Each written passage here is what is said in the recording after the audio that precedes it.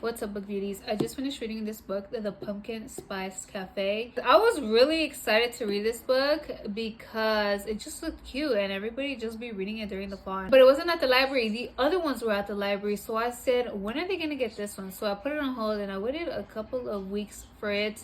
To be honest, it wasn't all that cute. There's like, I don't know how many books to the series. I think there's like 5. I feel like it wasn't all that romantic. Logan had this past which wasn't really letting him live the present moment and try something with Jeannie. I think that's her name, Jeannie. I don't know, I was saying Jeannie. He just kind of saw everything coming. He was just like, it was his past where he didn't really trust himself and trust her.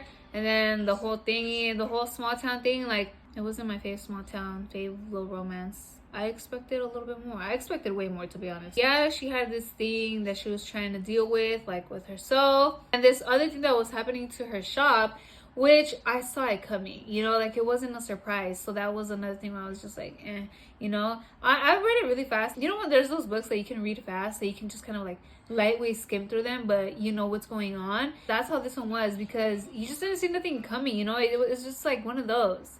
You know what I'm saying? There was a section in the end, a little part from the Cinnamon Bun Cafe. I think that's the next one. That one seemed a little bit interesting because one of the characters, the guy, seems very like extroverted, and the girl is more like quiet, reserved, but she wants to go on an adventure basically. So I don't know if I'm going to be reading the other ones because this one was like, it was whatever. It wasn't all that, to be honest. It really wasn't all that.